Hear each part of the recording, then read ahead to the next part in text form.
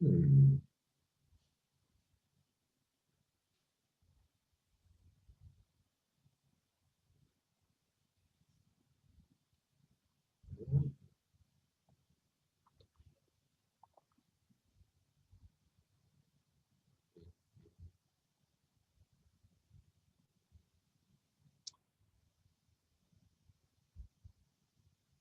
Okay, here they start. Hmm.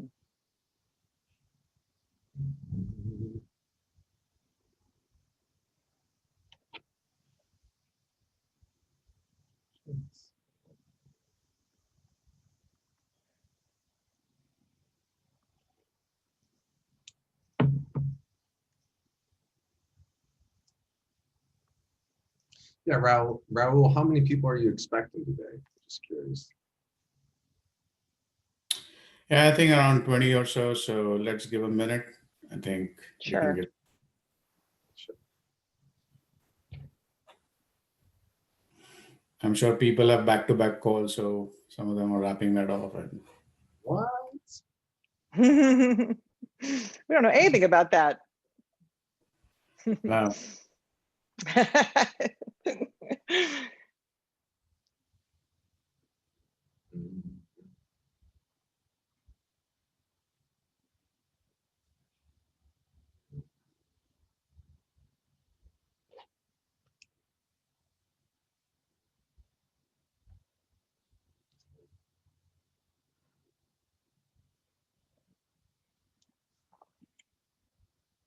Yeah, so John, I think this is your first time seeing the topograph demo, right? It is. I am looking forward to it. Great. Awesome. I'm gonna try extra hard because you're here, John. You know? I appreciate the extra mile service there. No. Yeah. That's funny. Okay, just another minute or so. We'll probably want to get started so that we can make sure we get through everything and have time for questions. Mhm.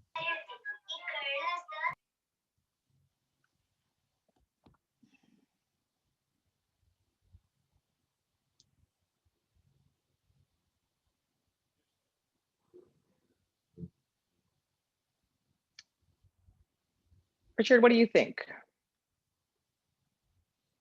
Oh, I'm always ready to go, Nadia. You know, Yeah, well, I think we'll take the call on this one. He wants us to get started. He's the one that was nice enough to organize everything for us. So yeah. Yeah, I think we should get started, Nadia. Okay, we'll go ahead and get started. Just a few housekeeping items prior to that. If you have questions, please put them in the chat and we'll be happy to try to address those as we go or at the end. And at the end, we'll have some time for questions as well. Like I said, this is being recorded, so you'll be able to share it later if need be. And with that, I'd like to welcome you to our data-driven DevOps Tech Talk. My name is Nadia Miller. I am the sales director for the West for Stelligent. I'm joined here by Richard Wolf. He's our product owner for Stelligent. He's going to be taking us through some DORA metrics as well as our topograph demo for today. But let me go ahead and get started with our topics. So we're going to start by talking about the transformation gap, really what's the difference between black box and data-driven transformation approaches. We're going to touch on some DORA metrics, like I mentioned, and benchmarking. Next, we'll do an introduction and a demo of topograph. That is, sorry? Oh, it'd be great if we could mute ourselves for, and then later ask questions. Thanks so much. And then how this all impacts your bottom line. So with that, I would like to just give you a little overview about who we are. Emphasis Stelligent is a company that came together about a year or so ago. Oops, thanks. Stelligent is particularly focused on DevOps and DevOps transformation. We are a premier consulting partner with AWS. We have competencies in DevOps, security, financial services, of course, public sector, and we just received a new one in travel and hospitality. We have over 10 years of experience with DevOps-led automation and those sorts of transformations, and we are currently engaged in some projects at Western Union. So Richard, what types of DevOps transformation challenges are large enterprises seeing? Oh, Nadia, that's a fantastic question, right? So we see a lot of these large enterprises on their second or third transformation attempt. They literally spend hundreds of millions of dollars, billions of dollars, essentially trying to go from on-prem to the cloud and put in place all of these new initiatives. Now, the top 5 that we're focused on today is the business agility, such as taking software and apps, the speed to market, reducing the amount of tech debt, and having a culture that really embraces POC and experimentation. Of course, we also always have to talk about cost. A big reason why people go to the cloud is because of cost. So just the cloud adoption, doing it in multiple stages, kind of your approach to the cloud migration with the 6 R's in terms of rehosting, replatforming, refactoring, going full cloud native, right? And of course, how do we get the benefits of the cloud as quickly as possible with doing this in the shortest roadmap? Something else is business resilience. So of course, the customer is always right, or at least we're always concerned about the customer experience. In this new day, we always have to be thinking about security, especially for financial institutions. And ultimately, this is the foundation here is performance and availability. All right, so if we have any downtime, it's going to lead to a really bad customer experience there. Workforce productivity. Yeah, so there's a couple of different ways of looking at this. One is just the amount of code the developers are putting out. 2 is kind of the agile process, right? So how effective are we in our agile? How many user stories are being changed on a regular basis? The DevOps best practices and the tool chains that are being used, as well as the amount of automation that's being used, right? We can also talk about kind of having loosely coupled architectures and teams. Essentially, does a team need another team to do a small modification deployment, or are they pretty much self-sufficient? It's a huge differentiator there. The last one here is the business efficiency, application compliance, cloud native, compute optimization, kind of all of these things that we know need to be done properly, or as we're innovating towards the cloud in order to really get the efficiency out of our efforts. So today we are talking about data, right? So that's the key here, is that as we're going into this transformation, as we're going from our on-prem to the cloud, the black box versus having data transparency. So I like to say, imagine you're at a party. Sounds pretty nice nowadays with all this quarantine. There's a piñata there, all right? And inside that piñata is your DevOps transformation. How exciting is that, right? And every single time you swing the bat, that's probably a few $100 million. So the question you got to ask yourself is, do you want to go in with the blindfold on or the blindfold off? And what we've done is we've built this really amazing tool that we're going to talk about here in a little bit that surfaces all this high value information from your code repos, from your CI/CD, from your agile system, and it helps you come in and just whack that thing and get it done as quickly as possible. Awesome.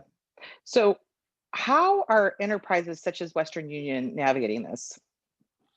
Yeah. So a hot topic for a few years now has been DORA.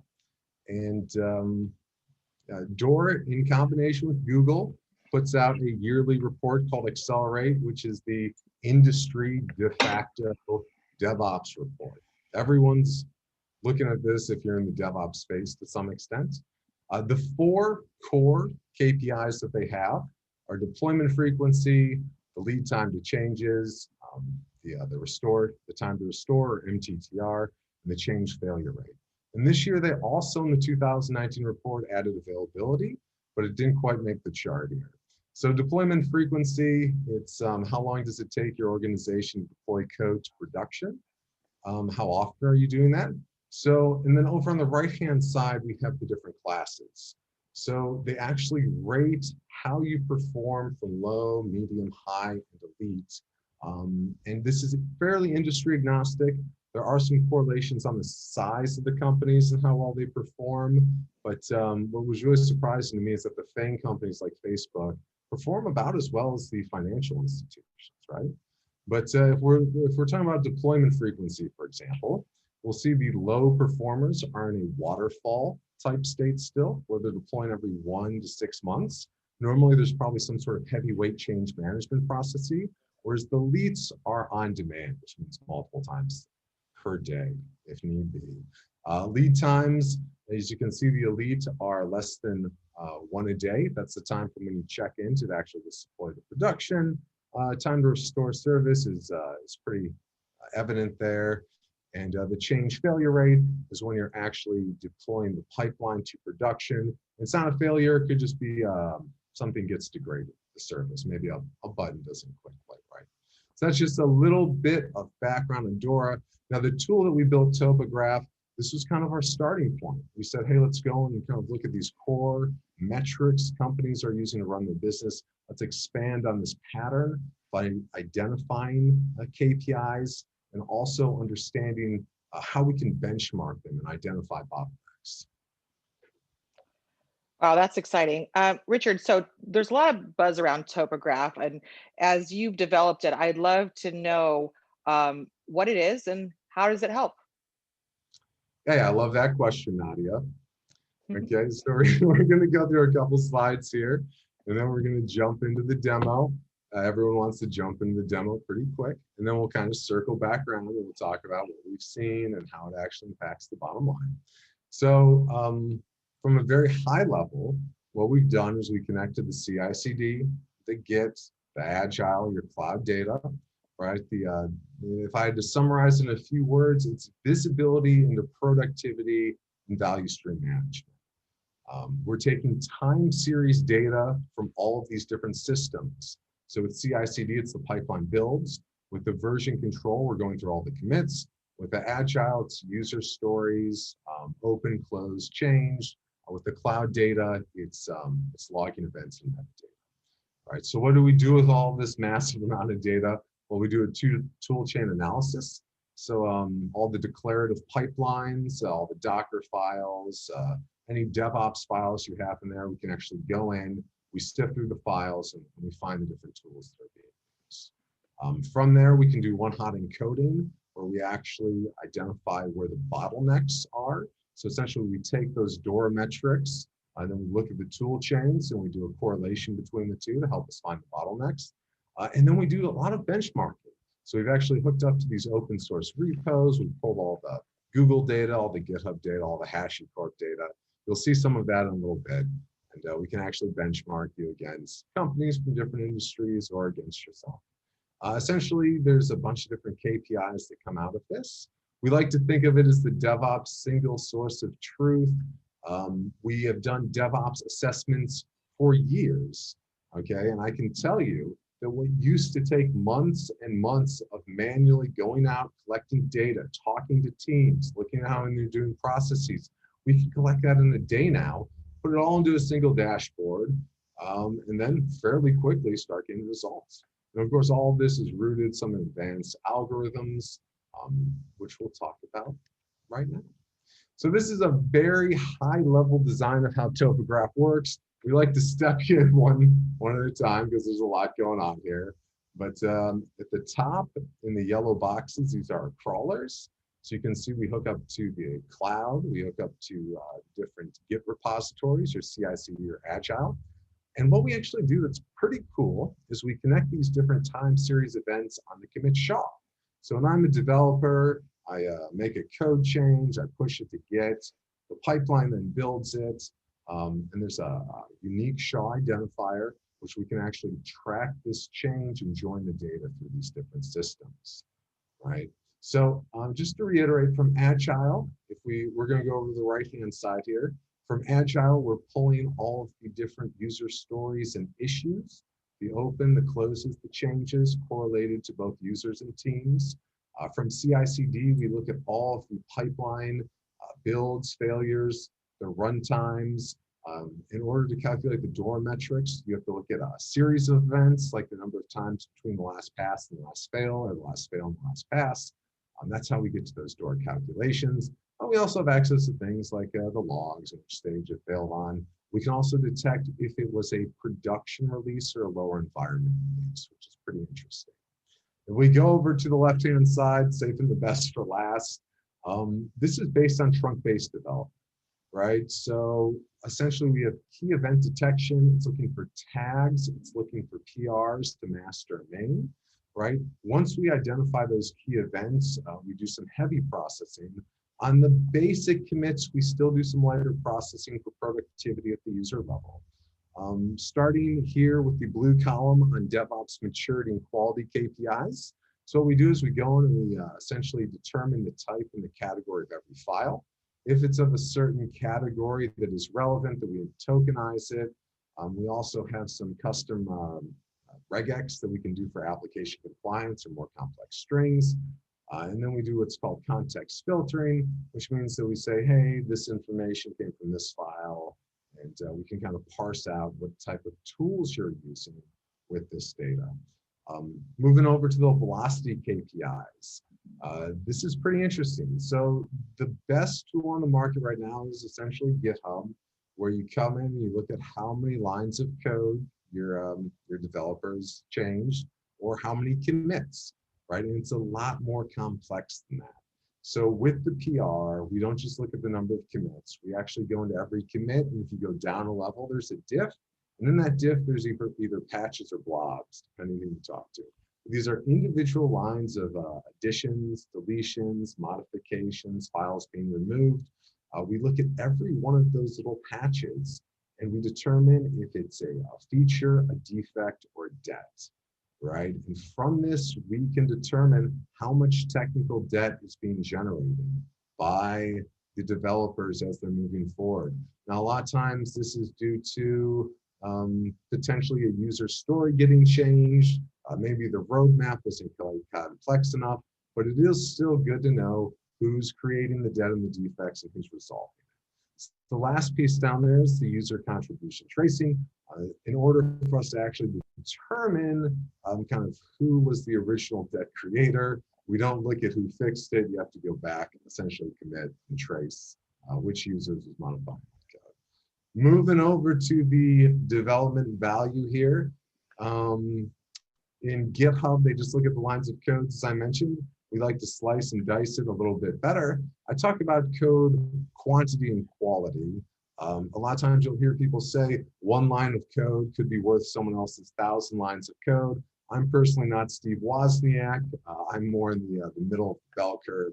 And theoretically, if we take this bell curve and we flatten it out, and most of the enterprises are in between the 20 and 80%, you get something that looks like a commodity. Okay, so let's start talking about better ways to look at both quantity and quality of code.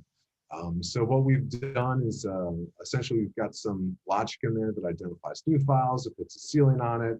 We look for auto-generated files like your ESLint file, or possibly some config file that's auto-generated. We put a limit on this. We go through and we look at the number of comments in the code. So for all the major languages, we can go determine if they're modifying comments or actual code changes. And then instead of just looking at the number of lines, we also do characters and spaces, which helps us determine fairly simplistically the complexity of the code. For example, if I'm working on a React application, you're going to have like a lot of HTML syntax in there. That might just be like a little div on a line. Whereas if I'm doing some really heavyweight data science, there's just going to be a higher volume there. It's going to be more complex. And obviously, one line is not worth another line. And this helps us start working towards understanding the velocity, the contributions, and then kind of understanding user story points between different teams. And then the last one I'm going to talk about here, before we get into the demo, is the risk KPIs. So you've got tools like SonarQube, where you have a trigger in the pipeline that pushes out an artifact. It's some scanning with some older linters. And what we do is we actually go, we pull all that code. We've got about a dozen different DevOps linters that we run, Docker, Kubernetes files, CloudFormation, Terraform, etc. We also have some more modern application linters that we run. And we can go out and we can find every single error and every single warning across your organization with a click of a button. So it's pretty cool. But yeah, let me hop into the demo now. I'm pretty excited to show it off. Okay. So this is topograph. Up in the clouds. All right, so I'm going to start off with explaining how the data works. Now we've got groups and sets, and some of these screens you're going to be looking at the set data. Some of the screens you're going to be looking at group comparison. Some of the screens we're going to be looking at the most recent period. Some of the screens you're going to be looking at trends of time series data that's bucketed into the different periods. So we're going to be slicing and dicing this data a lot of different ways in order to understand what's going on in the organization. Now, a group can be a team or a business unit, and then a set is the combination of all of that data put together. So I could be like, hey, I want to go out, I want to compare 20 different teams, maybe I want to compare a couple of different business units, and Topograph has been designed to handle thousands of repos.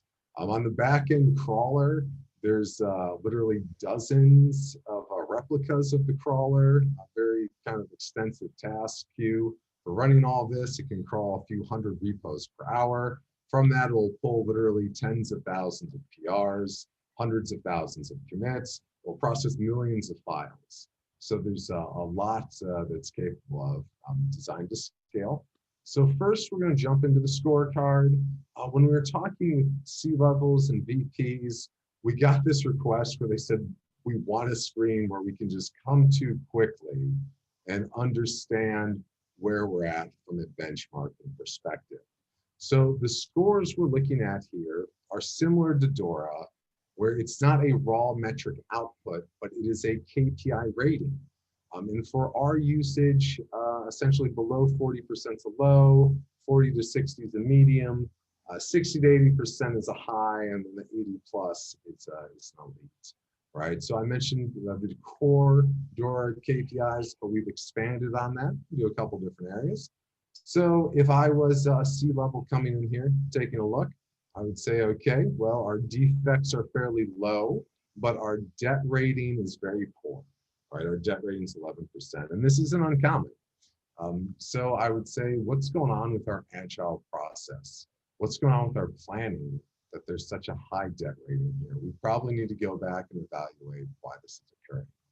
The feature score is a little low, which shouldn't be surprising considering the debt score there. Just scrolling down, we can see some CI/CD quality. So what we do is we actually go into the declarative pipeline files, as I mentioned before. We detect if there's a pipeline, we detect how many stages there are, how complex it is. We go and we look for different types of testing, unit testing, integration testing, smoke testing. We look for the different static analysis and linters. And for deploy, we also look at things like, are they doing a canary deployment? Are they doing a blue-green deployment? So being the C-level here, I come in, I say, okay, our static analysis is great. We've got pretty good compliance for Sonar Cube and having some linting in place there, maybe some security scanners. Deploy is pretty good, but maybe we need to think a little bit about unit testing and integration testing. As we just keep scrolling down. For the deployment rating here, these are a little bit more classic in terms of Dora.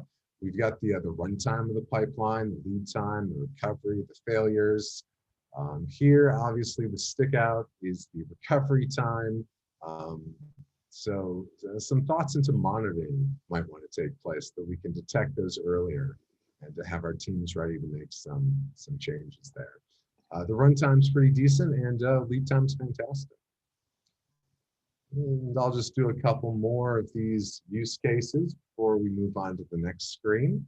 Looking at DevOps maturity, we've got security. Assets is it's a little bit vague. It could be things like make files. It could be shell scripts, various other tools that aren't declared as automation tools themselves. The tooling is it kind of ties back to the unit testing as well, where we're looking at the overall picture here. But if I was looking at this screen, I'd say our automation is a little low. We might want to start thinking about using some more automated tasks, maybe some more make files, things of that nature. Scrolling on down here to velocity, which is a little bit more obvious. We're looking at the number of deploys, the quality, the merge, the commits. So for commits, this would be the number of commits per PR, right? So we want to do small granular changes. We want to iterate rapidly.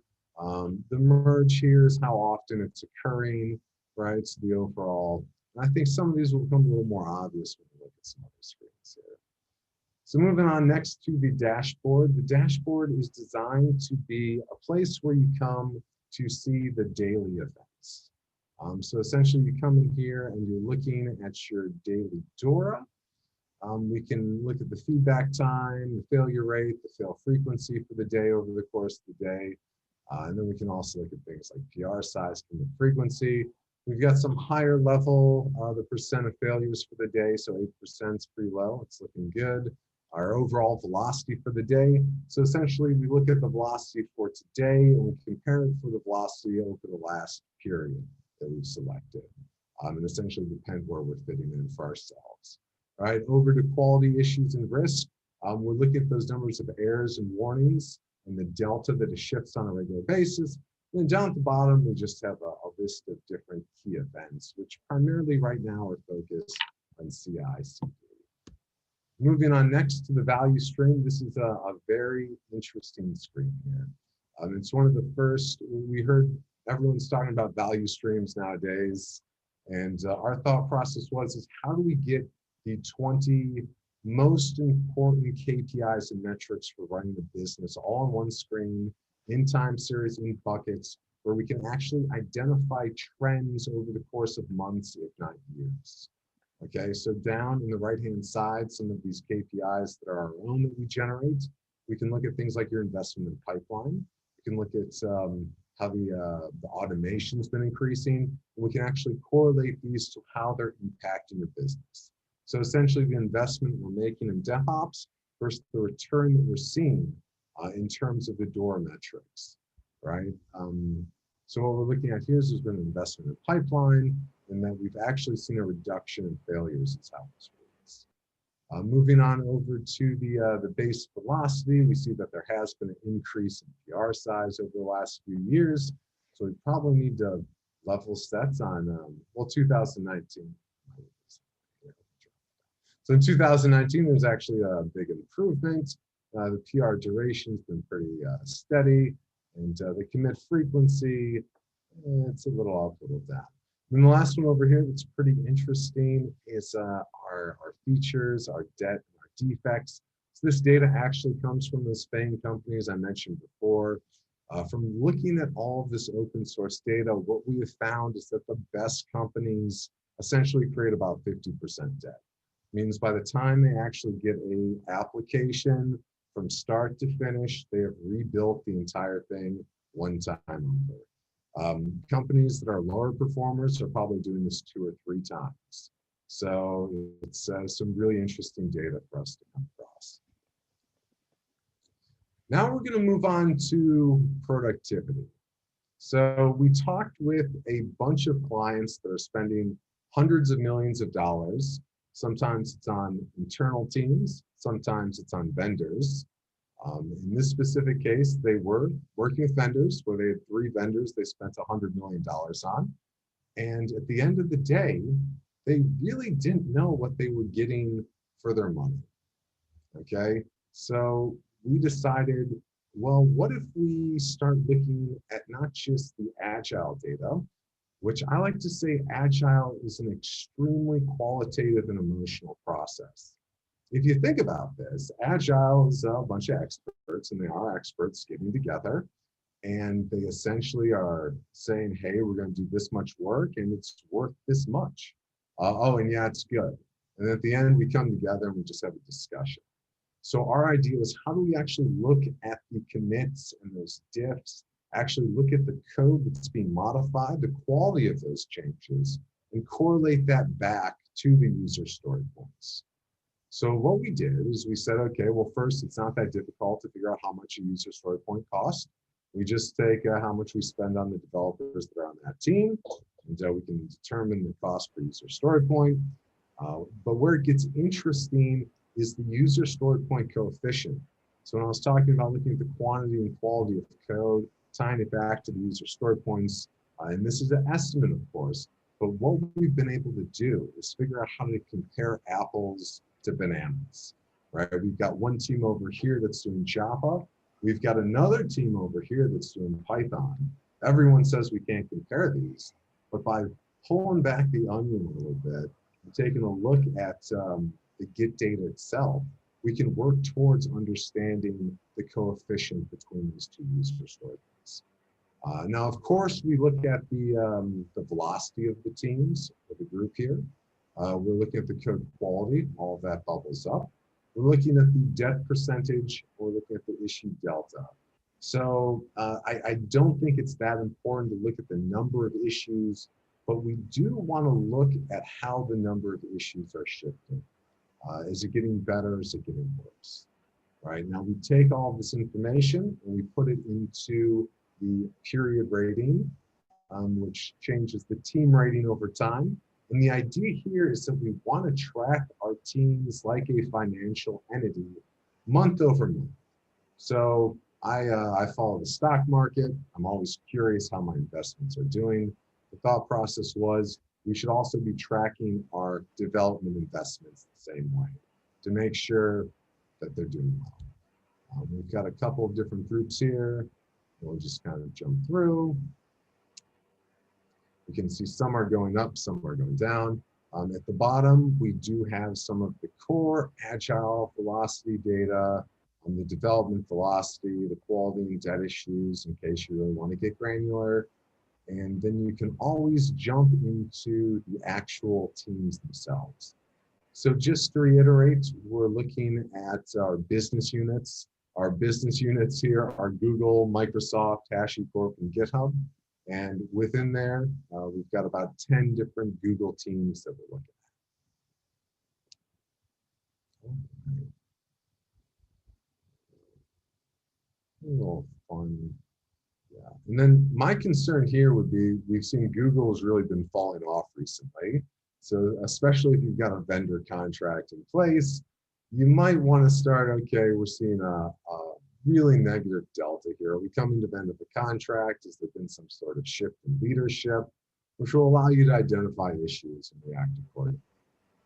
As you can see, we've got the different user scoring coefficients. Okay, so on to the metrics view. The metrics view is comparing these different teams side by side. So here we can see Google's the highest deployment frequency in terms of how they're releasing code. And this is a demo environment, so it's the data might be a little sparse. But then we've got our failure frequency, we've got our fail rate, we've got our lead time down here. Interestingly enough, Google is releasing the most often, but they also have the highest lead time, feedback time, MTTR, all this core door metrics. And of course, these charts are interchangeable. You can, fairly easily configure, but if they're lines or charts, etc. Moving on to velocity here. This is a pretty interesting one. So looking at the data, we can actually see the amount of comments that are in the code.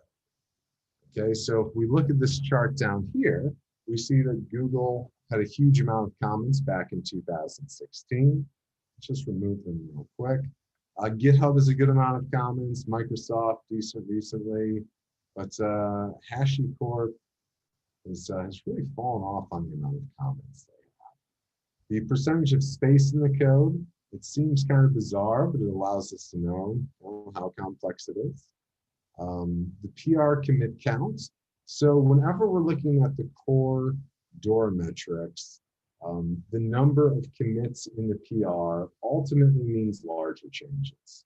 And anytime we have larger changes, this means that it's a negative correlation for all of the core door metrics. Just one second. All right, so it could be the length of time that the PR takes. It could also be the size of the PR. Larger PRs means that it takes more time to review the code. Sometimes there's heavyweight change management processes. So and this was identified in the most recent DORA report, is that there's a negative correlation to these heavyweight change management processes and all of the core DORA metrics. Meaning that if I'm trying to merge a large piece of code and those changes build up over 3 to 6 months, and then there's a team of experts that come in to take a look at that code, ultimately it backs up the entire process, and they're not going to find all those issues, right? They found that there's a direct correlation between smaller code chunks and the more likelihood that people actually look at the code. So imagine you're very busy, you've got a hectic schedule, someone brings you, hey, I've got 6 months of code I need you to review, and I need it by next week, versus having peer review, where the people within inside the teams are taking a look at the code on a regular basis and checking each other. Right? So there's a very strong correlation there. And as we can see, there has been a shift towards less commits per PR here. The commit frequency is the number of commits per day, right? So per user. So we can see that GitHub was doing almost 1 commit per day per user. Over here, we can see Microsoft in 2018 was at 0.67. Now, of course, it's not just about the number of commits. It's also about the size of the commits and the quality. So we do kind of go back and tie all this to the features, the depths and the size, but it is helpful to go through and break out this base velocity as well. What we see as an average is kind of 0.5 commits is pretty common per repo per day. Sometimes in the earlier phases, there can be a massive burst, and then as the software matures, it slows down a little bit. As I also mentioned, we've got the PR duration. This is in seconds, so probably need to get out your calculator to figure out how many days it is. And then we've got the actual PR size here. The actual PR size here. And this is, the number of characters involved. All right, so we break it down. And the reason why we break it down by characters instead of lines is, as I mentioned earlier. So we can go over to the infrastructure. We go through all of the IAC. This is primarily focused on the infrastructure as code. So we go in there and we look for how many tags you have. We look for the different networking setups, identifying the VPCs. Do you have an internet gateway? Do you have a NAT? Do you have multiple availability zones? For the environments, this comes from the declarative pipelines. We look at how many stages there are.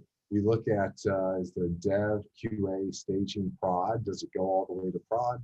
And then for the compute resources, we're identifying things like EC2 versus Docker versus Lambda, and identifying or VMs as well, right? So are you using kind of older forms of compute, or are you using some of the new serverless options that are available? Okay. Next, we'll go on to the item view. So the item view is similar to the metrics, but these are the individual repos with their scores. If you're really interested, there are little graphs that are super helpful here, but it's always an option. This is fairly straightforward. You come in, you look at the repo, and you can pull out the exact same metrics that we were talking about before. And as I mentioned, this is our demo environment, so the data churns pretty often. And then the last one is the classic DORA CI/CD here. So when we're looking at our Microsoft, our HashiCorp, our GitHub, and our Google, these are the core DORA metrics. As you can see, we've got the failure frequency, the mean time to recovery, the deployment frequency, the pipeline lead time. And this is a really great way to actually explain how all these other percentages are being calculated, right? So for example, with the failure frequency, it's 17%. You actually have to be less than 15% to be elite. So they came into the high performer. For the mean time to recovery, this should be less than a day to be elite. So some issues there. For the deployment frequency, they're 2.24 times per day. As I mentioned earlier, to be a leech, you have to be doing more than one per day. And for the pipeline lead time, it's 3 hours and 45 minutes there. And we do differentiate between the pipeline lead time and actual lead time, a slight variation. Now this data, of course, we've got a table view everywhere, so you can go on, you can take a look at the individual repos and look at their individual door stats here. We put the deploy frequency. We also put this little bar here to make the colors easy to understand where they're at. So that is the high level overview topograph demo environment. And Nadia, I think now is a good time to take any questions before we move on. Sounds great. Let's see if we have any here. We don't have any questions in the chat. Is there anybody that would like to ask a question? Feel free to unmute yourself and ask.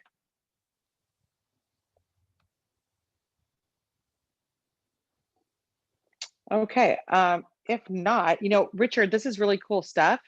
I'd love to understand what kind of results Western Union could expect to see from utilizing this tool.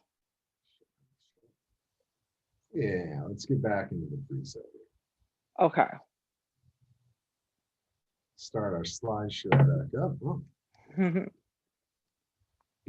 Okay. And while Richard's do that, oh, sorry. Oh, go for it, Nadia.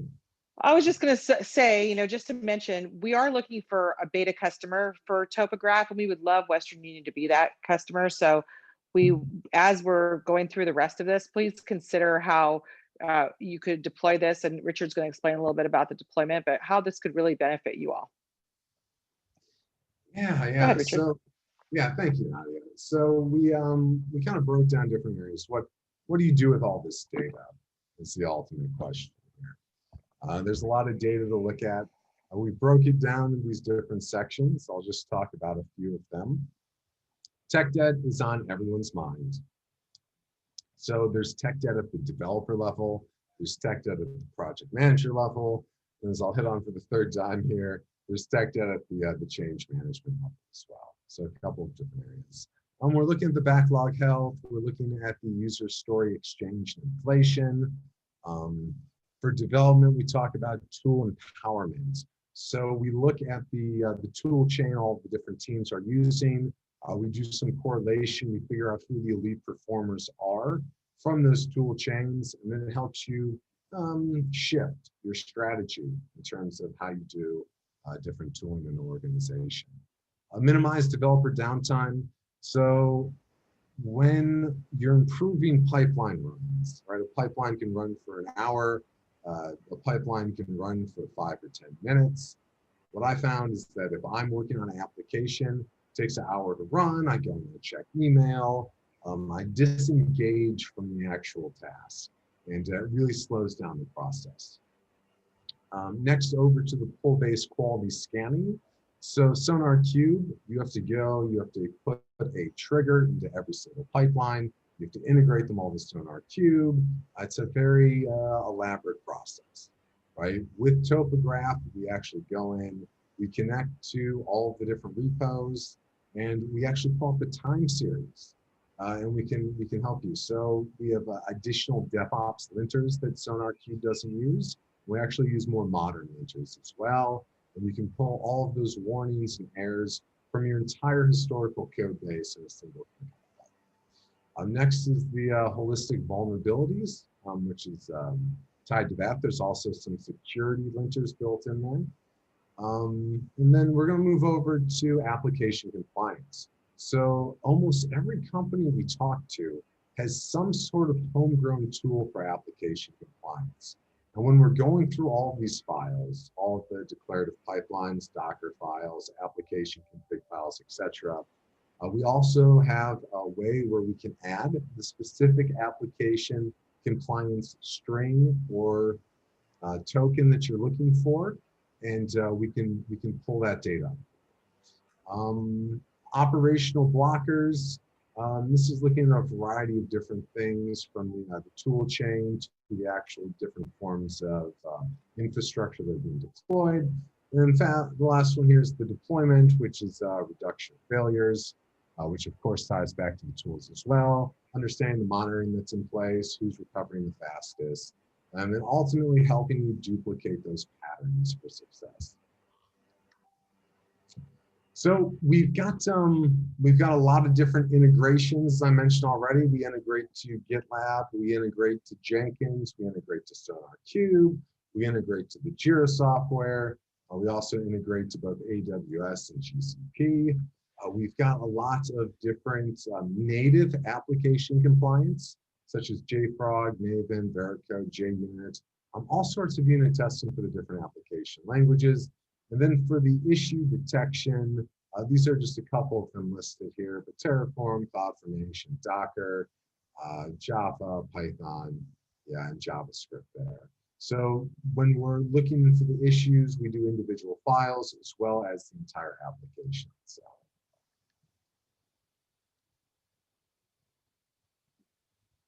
Yeah, and then I'll just keep rolling on here. So let's talk about impacting the bottom line.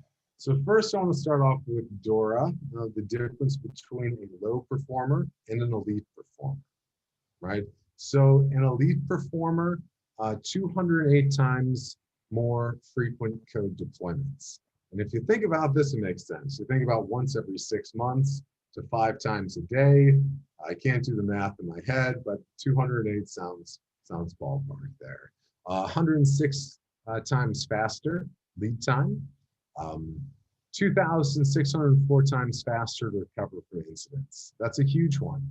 I've read studies that say a minute of downtime ranges anywhere from $10,000 up to a few $100,000, depending on the enterprise and the application. And then the last one here, 7 times lower change failure rate. So just think about that workflow as a developer. I push my code in, I have to wait for that pipeline to run, then I see that failure. How much work can I get done in a day? How much more work can I get done in a day if that pipeline is failing 7 times less? So in addition to just impacting these core DORA metrics and moving towards the elite class with data-driven DevOps, from our experience in the space with bottleneck detection and the high-value project discovery, we have seen that we can actually increase the DevOps return of investment across the board 30 to 36%. Year over year, understanding the tool chains and understanding your leaders and laggers, we can improve development velocity 7 to 9%. So understanding who the top performers are, the bottom performers, understanding which teams with which tool chains are performing the best, as well as understanding those core DORA metrics that impact this actual velocity. Reduction of tech debt, 10 to 14%. This all kind of ties together to some of those other pieces of information I was already talking about. But as soon as you can see which teams are changing the most user stories on a regular basis, which teams are creating the most technical debt, it gives us the ability to go in and start making soft changes to help them improve, right? And then the last one here is identifying all of those DevOps and application issues. So instead of having to put the trigger in with SonarQube and one by one going through, we can pull all of your application DevOps issues, as well as put in place some application compliance and help you move towards excellence. So this sounds pretty complicated, but we've spent a lot of time and energy making sure that it's very easy to install. This entire system runs on a single EC2 instance with an ALB in front of it and an S3 bucket. So we've got a lot of experience in this industry. We know that not everyone has Lambda approved. We know not everyone has EKS or ECS approved, and we wanted to make it a very simple deployment.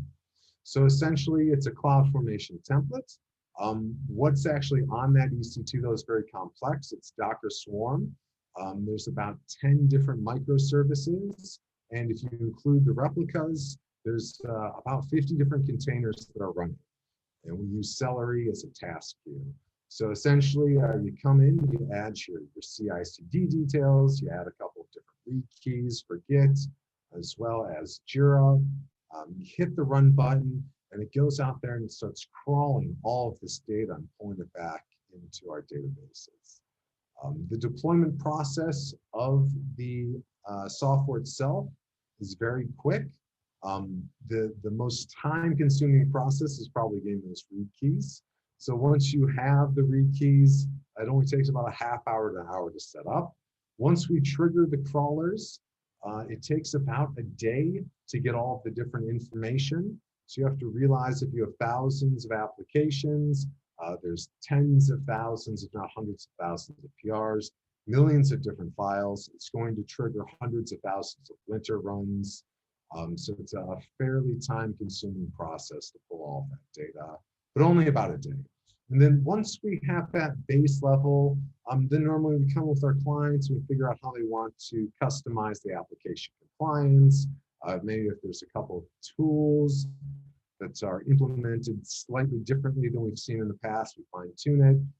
And the goal is to have a highly functional, customized, in terms of data, dashboard within a few weeks. And of course, being a DevOps company, we're always concerned about having a very secure option. Everything's least privileged. There's SSL certs. We use KMS for holding all the different keys, encrypted buckets, everything that you would expect in a best practice security. Yeah. So thanks for joining us today. I will take questions if we have any. And yeah. So I don't see any questions in the chat, but again, is there any questions? Anybody would like to, if anybody would like to unmute themselves and ask a question, feel free to do so. We definitely have a few minutes to take questions.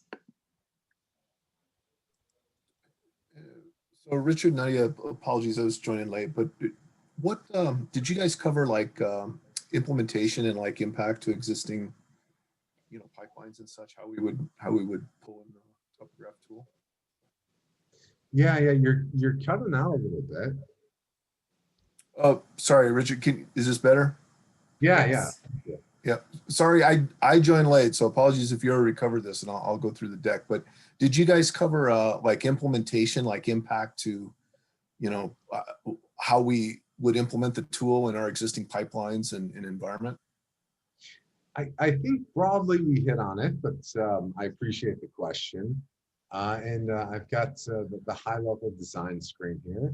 So yeah, what we do is we go through the Git data and we can find all of those declarative pipeline files. We also hook up to the CI/CD system itself, right? So we would crawl the Jenkins data, right? It's fully historical. Something that's different about our solution is that it's not a logs-based approach. It's API-based where we pull all of the historical data. So we can go back, we can pull all of the builds, the paths, the failures, all of those door analytics from your existing systems. It's also historical from looking at the files in the Git repo itself. So yeah, with everything you already have in place, we can pull all of that data and get a good idea of where you're at currently. Okay, so I'm hearing like read-only. It's not Jenkins plugins. It's basically read-only data of past deployments and. Yeah, 100%. Cool. Thanks for that question, Sean. Anyone else? All right, so, well, we really appreciate your time today. We would welcome any questions that may come up afterwards. You can contact myself or Rahul or Richard, and we will be happy to address those. Thanks again for your time and have a great day. Yeah, thanks everyone. Appreciate it. Cheers. Cool. Thank you, guys. Thank And you. we'll have the recording available for everyone. So we'll send that out as well. Great. Thank you. Thank you, folks. Thank you. Cheers, everyone. Bye-bye.